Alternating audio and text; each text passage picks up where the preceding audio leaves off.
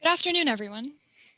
Thank you for the opportunity to present to you today as we discuss a strategic and collaborative response to the complex and pressing issue of the future of long-term care. Next slide, please. My name is Jen Kelly, representing the Ministry of Long-Term Care with my colleagues Akbar and Natassja Bilinski. As per the pending national discussion, we are also joined by Burch from the Ministry of Intergovernmental Affairs, and we also partnered with Summer Alkarmi from the Ministry of Health, who unfortunately could not be here today. Next slide, please. Before we begin, it's crucial that we reflect on the land on which we gather. Today, we virtually meet on the traditional territory of the Anishinaabe and Haudenosaunee peoples and the Mississaugas of the Credit River. We are reminded that long-term care issues affect all vulnerable populations. Next slide, please. Long-term care has long faced pre-pandemic systematic challenges of underfunding, inadequate staffing, short bed supply, and aging homes. These issues have stretched across decades and have severely impacted resident quality of care and life. The COVID-19 pandemic has only accelerated many of these issues. Ontario is addressing these challenges and considering how to work with federal, provincial, and territorial counterparts to improve long-term care living and working conditions. These negotiations are crucial, as what we do now to support our most vulnerable populations will speak volumes to who we are as a province and as a country. At some point in all of our lives, we will require care when we are unable to do so for ourselves. We must assure that we are approaching this issue with more than just the goal of saving lives. It is not enough to save the lives of residents in long-term care. We also need to assure that we are making their lives worth living. Next slide, please. So without proper action, the risks are severe in both the short and long term. Immediately, as you can see to the table to the left, the COVID-19 pandemic has already spiked death rates in Ontario long-term care homes. As of this past Wednesday, there has been a total of 3,820 resident deaths in long-term care homes in Ontario. In the long term, as we can see in the chart to the right, our population is aging rapidly. With this, we will see greater deficiencies in the pre-existing issues that I mentioned earlier. Next slide, please. Ultimately, Ontarians are worried about the long-term care system and whether it can be relied on to safely care for their loved ones and in the long-term care for them. People are worried about the quality of life that they will have in long-term care with the current issues in chronic underfunding, staffing challenges, growing wait lists, and outdated structures. All associated stakeholders to long-term care feel there is a need for immediate action. Families fear for their loved ones. Long-term care staff are overworked with little support. Service delivery partners are faced with fears and concerns regarding their residents. Medical professionals are calling for more focus. And altogether, partners are frustrated with the lack of urgency this issue is being addressed with. Our loved ones are facing isolation and a lack of care. As it stands, the resident to worker ratio is unbalanced to provide adequate care for everyone. With the pandemic, residents aren't only going weeks or months without seeing their families, but they are becoming sick and dying without any comfort, care, or final goodbyes. It is abundantly clear that long-term care homes in Ontario need immediate and impactful action. Next slide, please. Healthcare for the elderly and vulnerable exists in a wide range of sources as seen in this slide. Long-term care is distinct as it consists of spaces and services that provide 24/7 care for residents, and it holds a significant place in the healthcare continuum. While all these modes of living of care arrangement exist, our focus today is on the crisis that we currently faced in long-term care homes across Ontario and Canada. Long-term care is not just about medical care. It's about proper mental health and adequate living conditions for every single resident. Long-term care will be a necessity for the anticipated future, and we need to address the gaps in our system to ensure residents have the care they require and truly deserve. I will now hand things over to my colleague Ali to go over key considerations. Thank you, Jen. I'd like to paint the picture of long-term care homes in Ontario, focusing on two key factors, bed availability and the staffing dynamic within the province. As per a report published by the Financial Accountability Office of Ontario, there are over 78,000 residents currently in LTC homes. Between 2011 and 2018, the number of long-term care beds in Ontario increased by only 0.8%, while the population of Ontarians aged 75 and over grew by 20%. In addition to this, around 300 homes in Ontario require upgrades to facilities and amenities to meet the required standards. Personal support workers account for 58% of the 100,000 plus employees across various roles in LTC homes. Within these, around 60% are full-time. As a result, there needs to be an emphasis placed on increasing the amount of full-time workers to ensure higher devoted quality care for residents. Our Right People and Right Places policy approaches will talk about these issues in more detail. Next slide, please. Ontario is committed to devoting its resources and energy to handle the LTC homes crisis.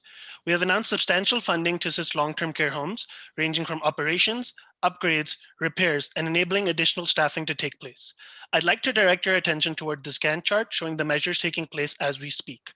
The red represents items where the federal government has played a key role in the case of the COVID-19 vaccine rollout, and policies where Ontario intends to partner with the federal government to help tackle the LTC crisis on a national scale. The Ontario Matching Portal and the Accelerated Bill Pilot Program are initiatives we'd like to offer on a national scale. Through these measures, with a focus on a collaborative approach, Ontario will take the lead in staffing shortages and innovative construction techniques to assist fellow provinces and territories. Next slide, please. Ontario is also committed to working with provinces and territories to discuss new national standards for long-term care. As per the Fall Economic Statement, the federal government proposed to establish a new $1 billion Safe Long-Term Care Fund to support those living in long-term care homes. On the right of this graphic, you can see the opinions of provinces with regards to federal funding being attached to national standards. Ontario would like to reiterate the importance in correcting the Canada Health Transfer Imbalance to enable us to provide the best quality of care for Ontarians.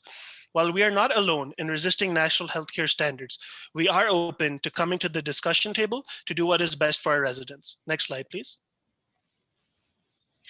While the Ministry of Long-Term Care and its interministerial partners have already begun to make progress in creating a long-term care sector that is resident-centered and staff-forward, we know that it is critical for Ontario to pursue a coordinated partnership with the federal government to address the long-standing systemic challenges we face. We have identified 3 key issues. These are staffing challenges, bed availability, and shared best practices. To achieve this, we recommend a layered framework of action that targets recruiting, retaining, and supporting the right staff to best serve diverse and complex resident needs, building and improving the living spaces that residents call home to make them the right place for receiving care, and facilitating the right information that allows us to steward a change of culture of effective communication supported by a comprehensive best practices sharing network. Next slide, please. Today, we present 3 opportunities to expedite, expand, and improve key initiatives that the Ontario Action Plan has been and continues to commit to. We are requesting mandate to pursue all 3 opportunities, as we acknowledge that meaningful and sustained change in long-term care cannot happen without the right people in the right place with the right practices. All are necessary measures, and as such, if we can have the federal and our provincial and territorial counterparts agree, we are prepared to promote all 3. Today, we recommend that our best initiative to engage the federal government to enter into a bilateral agreement with us is the Right People policy approach, as it speaks to the government's priority in responding to emergency with the shortest time frame and the highest impact in improving the quality of long-term care living and working conditions. I'll now hand it over to my colleague Natassja to discuss our options in further detail. Thank you. The goal of Ontario is to accelerate hiring of 20,000 new full-time PSWs by 2023 to meet a provincial commitment of 4 hours on average of daily direct care. To do this, it is recommended the government uphold a people-focused policy action, Right People. If approved, Right People would comprise of 3 streams of policy action. The first, recruitment, the second, retention, and third, support, all of which would provide opportunities for federal investment and collaboration as it aligns with Ontario's priorities. This is reflected by the Canadian flag beside each action item upon the slide. I'd like to direct you to the first stream, recruitment, which would consist of Ontario and its federal counterpart expanding and accelerating innovative models of hiring drives, paid pre-employment training, and guaranteed work placement. The second stream, retainment, comprises of a Canada-Ontario funding partnership supportive of short-term extensions to a temporary wage enhancement and COVID retention bonus. As well, a longer-term retention initiative would include implementing a wage parity funding model. The third stream, support, would consist of local paid pre-employment PSW training models of investing in community and culturally reflective long-term care staffing.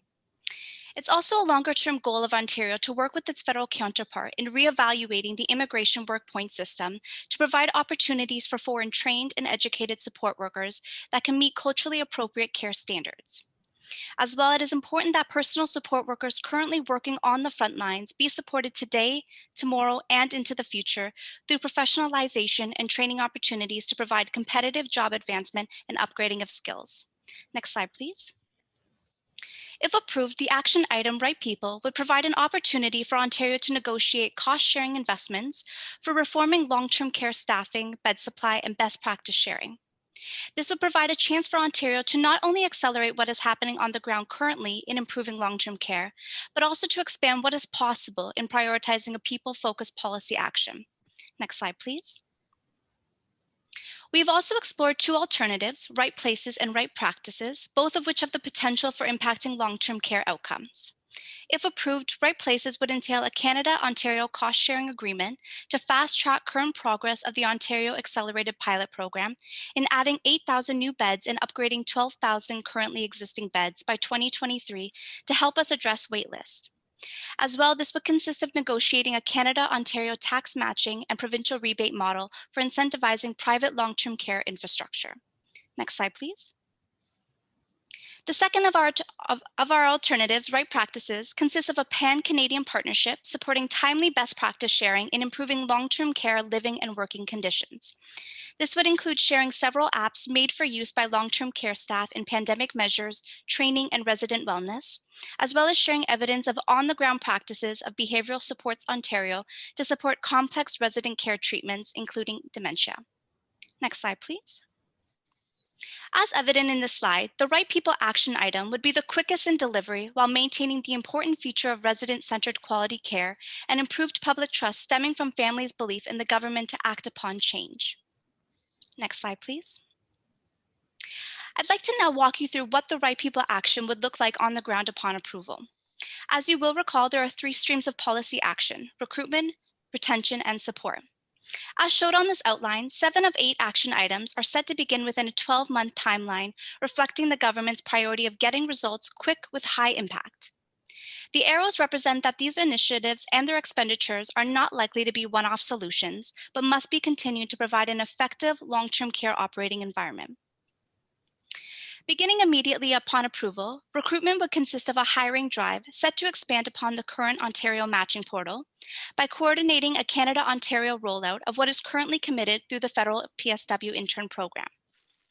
The second action under recruitment, pre-employment training, would begin following a 3-month period of interministerial preparation.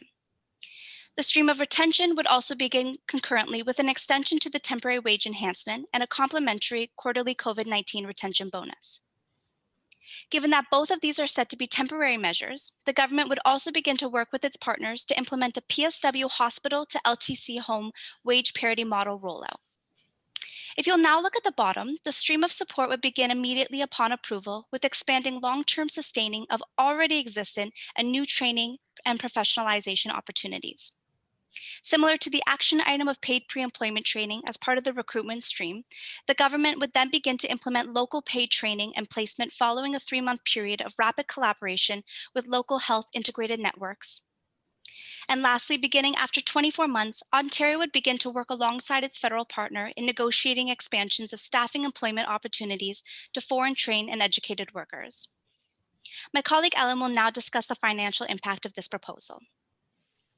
Thank you, Natassja. As per the recently released third quarter finances, operating funding for long-term care in the current fiscal year is estimated at $5.4 billion. Today, we've put forward an ambitious plan for accelerating a number of staffing-focused initiatives, particularly within the next fiscal year. This table outlines spending for these initiatives. So in the first column, you'll see the current fiscal year commitments that are related to our proposals. And the second and third columns outline a proposed breakdown of spending for the first year of implementation of this plan. We've chosen to focus on the first year of spending for the plan since there is uncertainty going forward as to the cost-sharing breakdown that we will be able to negotiate with the federal government. So when the federal financial contribution is confirmed, we will provide an updated profile of the net new spend for Ontario. If approved, these initiatives will help to transform long-term care in our province, but providing high-quality resident-centered care comes at a cost. We're looking for the federal government to support us as a strong partner on these initiatives, but we also need to address the broader issue of spending on health and long-term care. Next slide, please. In fall 2020, Canada's premiers called for an increase to bring the Canada Health Transfer from 22% to 35% of healthcare spending. And they also called for restoring the annual escalator to the previous level of 6% to meet the challenge of increases in cost drivers for health and long-term care. Further to this, the premiers met with the Prime Minister in December 2020 to discuss the matter, but did not receive a commitment from the federal government to increase the CHT at that time. We know this is a big ask, but we continue to push for our fair share, and our provincial and territorial counterparts are on the same page here. Next slide, please. With that in mind, going into national talks, Ontario wants to make sure its jurisdiction and experience in delivering long-term care is respected. Our biggest goal for the talks would be to reiterate a coordinated ask on funding increases, both as regards to permanent and sustainable support, as well as program-specific or targeted support. As we've discussed, there are mixed opinions on the imposition of national standards on long-term care in the Federation. However, we believe we can find common ground by adding long-term care to the Common Statement of Principles on Shared Health Priorities, which was agreed to in 2017. In this way, we would all be able to express our commitment to improving and transforming long-term care across the country while respecting provincial and territorial jurisdiction in this area. Next slide, please.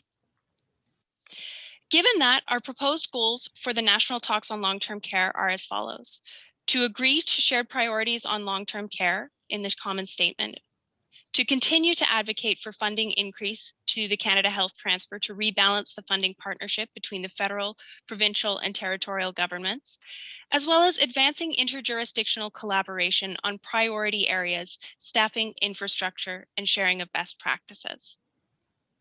Next slide, please.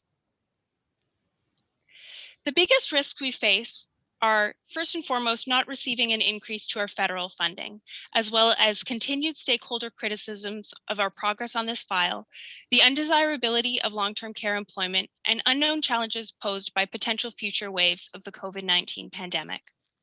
However, we have also considered strategies to mitigate these risks should they come to pass, including continuing to maximize issue and program-specific federal funding and demonstrating timely, tangible progress towards transforming long-term care. We have designed our proposal to focus on options that are most likely to result in a successful intergovernmental outcome that transforms long-term care in Ontario. Next slide, please. In the next 60 days, one of our immediate priorities is to prepare for the national talks on long-term care at the end of March, both in terms of advanced preparation and post-meeting action items. If approved, we will work to implement the first of our proposed policy options, Right People, through activities designed to accelerate training and hiring of long-term care workers, with a plan to introduce measures related to this initiative to the public in the spring 2021 budget. Next slide, please. To conclude, we have significant experience in the delivery of long-term care in our province. However, it is time for the federal government to join us in delivering high-quality resident-centered care, ideally through a permanent increase to funding that will keep pace with future needs. The federal government has indicated a willingness to step up here, and it is now time to act on that.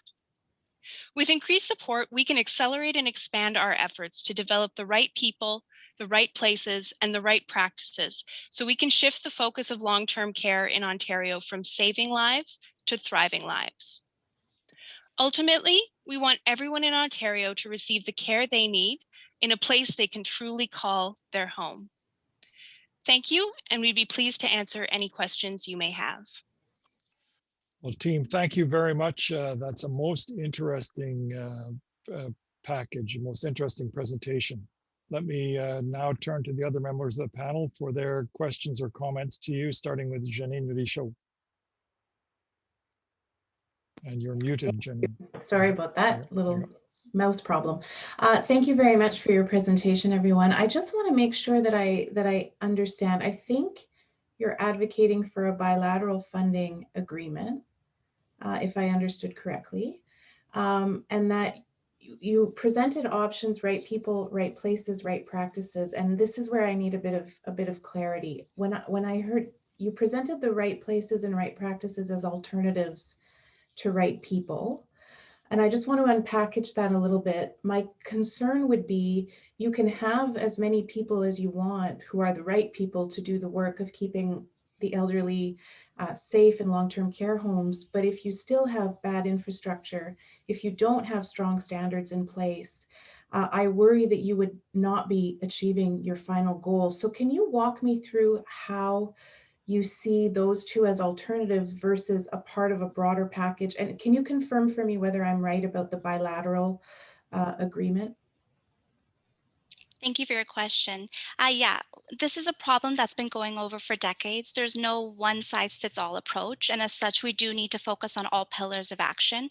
Our priority as Ontarians is that we need the quickest results, and that is in the direct care that's provided to our residents. So we are pursuing a bilateral funding agreement with the Canadian government. And while we do prioritize infrastructure, and that's reflective in current actions that we have set out right now, for example, the Ontario's Accelerated Build Pilot Program, we do need greater support for our frontline workers right now. And that means providing them the recruitment, staffing levels increases, as well as helping to support them in addressing resident care standards. And just to be clear, okay, so are they really alternatives? I mean, couldn't you do them? Couldn't you do all three? Don't you need to do all three? Ali, go ahead. Thank you, sir, for your question. We completely agree that all three are important, but given the timeline and the urgency of the situation, Okay. that's why Okay. we put right Okay. people ahead. And Okay. if possible, we'd propose the other two as well. Thank Okay, you. thank you. Okay, I'll go to Andre Fortier and then Steve Orsini. Andre. Hi, thanks for your presentation. Maybe a twofold question. As with the health transfer, what are you proposing an increase, or you were back to 35%, but are you proposing a new redistribution on an aged base or just the actual allocation process? And the second fork of the question, if I could say, where do you think other provinces would follow you or not, for us or not in Ontario, in that kind of proposal going straight to bilateral discussions? Thank you very much for your question. So with regards to the first portion on redistribution based on age, we're not focused on that. We're focused on cash per capita, as is the current model. In terms of the opinions of other provinces on this matter, we know that our fellow provinces and territories are with us in advocating for this increase, because they've done so through the Council of the Federation, calling on the Prime Minister to increase the CHT to 35% of provincial and territorial health spending. Okay, Steve Orsini. About the bilateral approach instead of national standards. Oh yeah, so I can speak to that as well. Certainly we're going into this with a goal of making a coordinated ask on health funding. In terms of a bilateral approach, we know it's a big ask, so we're prepared to do that if necessary, but our priority is to negotiate that coordinated increase so that we're all receiving the funding we need to transform long-term care in our provinces and territories. Okay, thank you. And well, just quickly, and on Andre's point about national standards, you're going in prepared to agree to national standards, or just going in looking for the 35%? We're certainly willing to consider the issue of national standards. However, we would need those standards to be respectful of provincial jurisdiction and flexible to be adapted to our respective jurisdictions. So that will be something we're willing to consider as part of the negotiation process, but it would need to reflect those priorities. Okay, Steve Orsini. Thank you very much for your presentation, and I'm struck how you framed slide 10 as a historical outlook towards standard, which means it shows flexibility going forward. So the question is, proceeding with the bilateral is a good way to get urgent things done quickly than waiting for national consensus on a new funding for the Canada Health Transfer. If the bilaterals were to undermine a national framework, would you change your tactics at all? So as you say, the coordinated approach is really important to us, and that's why we don't want to waste this opportunity at the table with the federal government to continue to reiterate our ask for the increase to the Canada Health Transfer. But we're faced with a crisis situation, and it's really important to us that we get the funding we need from the federal government. So if that takes the form of more targeted or direct funding in the short term, we would be willing to consider that. Okay, thank you. Other colleagues on the panel? Okay, in that case, I'll ask a question. Can you talk a bit more about what a national standard that respects provincial autonomy and all the other things that you mentioned would look like? Like what would make it a national standard rather than just a sort of an aspirational goal or a suggestion or whatever? I mean, what is a national standard that meets your criteria look like? So the Ontario government, thank you for your question. The Ontario government has committed itself to meet by 2023-2024 an average of 4 hours of daily direct care for residents. This allows for service delivery practitioners to provide flexible care. This is really important to Ontarians. Not every resident has the same healthcare need. Residents know that, residents' families know that, leading scholars know that. And so the Right People Action is focused upon speaking to staffing levels, providing them the recruitment, the increase of levels of staffing, but also helping them with support so that they're able to work within a flexible setting. So while we do have a commitment made to 4 hours on average, we are open to aligning that commitment with federal interests and national standards, and open to discussion with our provincial and territorial counterparts. Okay, that's a good example. Thank you very much. Okay, there go other colleagues, other comments and questions to the team from Ryerson. I mean, it's a very clear presentation. I'm not sure that that was one thing. Oh, Janine, go ahead. Go ahead. Well, if we have a bit more time, sure, I'll dig a little bit more. Let me just find the slide. You had a slide up where you talked about the expected reactions of the federal government versus the provinces and territories. There it is, slide 22, which I thought was a really great analysis, and congratulations on that. But I couldn't help but notice that there's not one of those areas where you've got positive and positive. And I wondered if you could talk a little bit about how you would drive towards consensus in areas where it seems that you're quite sure that the PT and the federal reactions are not in congruence now.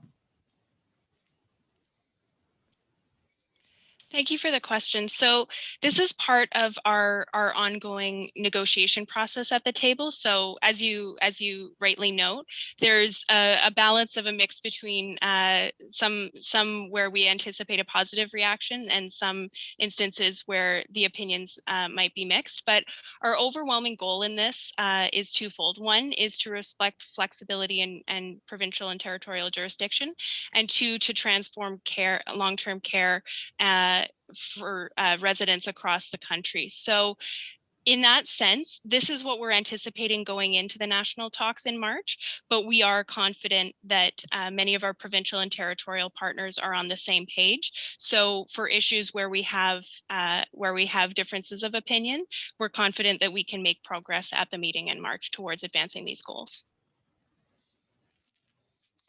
What will you do if the feds simply say, look, no, sorry, we're not going to come up with the 35% unless you really commit to meaningful national standards? What are you what's your proposed course of action? Ali? I can take that, sir. While we do understand we require federal funding to make this work, the reality of the matter is that this is a serious crisis and people are losing lives every day. Ontario would be committed to go ahead and taking up the bill if required, because we've made a promise to our residents and we intend to stick to it. Okay, thank you. Let's go to Susie McDonald and then Steve Orsini. Susie. No? Yeah, actually, that was the question I was going to ask. Okay. It's exactly on that slide that you were going to go ahead and fund anyway. So thank you for answering it. Okay, thank you. Okay, Steve, last question to you. Yes, I really like your slide 7 showing the continuing of elder care. And so right now we're just talking about long-term care, but obviously the province needs to look at all aspects of senior care or elder care. Is that part of the national discussion? Is this scope? The 35% for the Canada Health Transfer deals with all elements of healthcare. So is that really your second part of the national dialogue to deal with other parts of the healthcare system? So our national dialogue coming up in March is focused on long-term care, but I think to your question, it just underscores why it's so important to continue to advocate for a funding increase to the Canada Health Transfer at every possible opportunity, because we do face complex needs across the healthcare continuum from hallway medicine to long-term care. So that's why we're committed to bringing that forward at every opportunity.